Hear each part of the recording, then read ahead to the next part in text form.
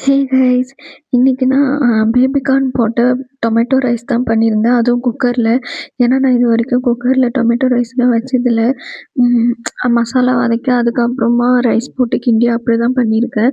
இது first time குக்கர்ல வைக்கிறேன். இப்போ எண்ணெய் ஊத்திட்டு குக்கர்ல அதில ஒரு மரப்பட்டை இந்த இருக்கும் இல்லையா? அம் பிரியாணி இதுக்கெல்லாம் போடுறோம்ல ஹோல் ஸ்பைசஸ் அந்த மாரி எல்லாத்தையும் ஒண்ணு ஒண்ணு கொஞ்சம் கொஞ்சமா போட்டுக்கிட்டேன். இலை, கிராம்பு, அப்புறம் பிரிஞ்சி இலை இந்த மாதிரி எல்லாத்தையும் போட்டுக்கிட்டேன் பட்டைலாம். இப்போ அதில கொஞ்சமா சோம்பு, கருவேப்பிலை போட்டுக்கிட்டேன்.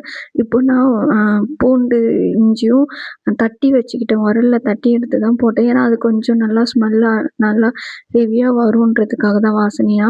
இப்போ பல்லாரி வெங்காயமும் அது போட்டு நல்லா வதங்குனதுக்கப்புறம் பல்லாரி வெங்காயமும் போட்டு நீட்டா கொஞ்சம் நான் கட் பண்ணி வச்சிருந்தேன். அப்புறம் ஒரு 2 பச்சை மிளகா 4 நாலா கீறி வச்சிருந்தேன்.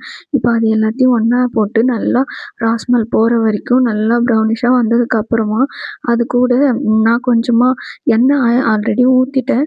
பட் இருந்தாலும் ஒரு பிரியாணி ஃப்ளேவர் மாரி வரணுன்றதுக்காக நான் கொஞ்சமா நெய்யும் ஊத்திக்கிட்டேன். இப்போ அதில பேபி கார்னும் ஆட் பண்ணிக்கிட்டு, அது கூடவே ஒரு கைப்பிடி அளவு புதினா ஆட் பண்ணிக்கிட்டேன். இப்போ நல்லா அத மிக்ஸ் பண்ணிக்கணும். புதினா ஆப்ஷனல் தான்.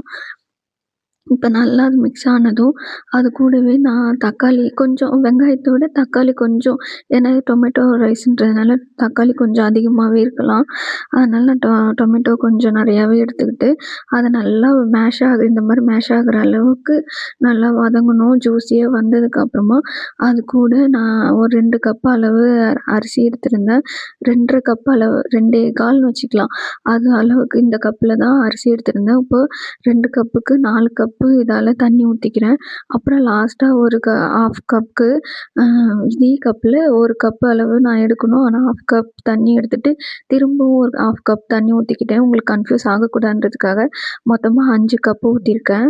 இப்போ அத நல்லா மிக்ஸ் பண்ணி விட்டதும், இது கூடவே தேவையான அளவு உப்பு, அப்புறம் நான் மஞ்சத்தூள் வதக்கும்போதே போட்டுருக்கணும். பட் நான் போடல. இப்போ நான் உப்பு போட்டுட்டு தேவையான அளவு உப்பு போட்டுட்டேன். இப்போ அது கூடவே நான் கொஞ்சமா மஞ்சத்தூள் ஆட் பண்ணிக்கிறேன். இப்போ இத நல்லா மிக்ஸ் பண்ணி விட்டுட்டு உப்பு கரெக்ட்டா இருக்கான்னு பார்த்துட்டு, இப்போ நான் லிட்டு போட்டு மூடிட்டு அத மூடுறதுக்கு முன்னாடி நான் ஒரு கைப்பிடி அளவு அ கொத்தமல்லி போட்டிருந்தேன். பொடி பொடியா கட் பண்ணி. ஸோ அது மேல போட்டு ஃபுல்லா கவர் பண்ணதுக்கு அப்புறமா தான் நான் மூடி போட்டு மூடி ஒரு 3 விசில் விட்டு இறக்கியிருந்தேன். ஸோ நல்லா ரைஸ் கரெக்ட்டா குக் ஆயிருந்துச்சு. அதே மாரி ரொம்ப கலர்லாம் இல்லாம மஞ்சத்தூள் போட்ட மாரி கரெக்ட்டா இருந்தது. இதுதான் நான் இதோட நெக்ஸ்ட் வீடியோல பார்க்கலாம். பாய் பாய்.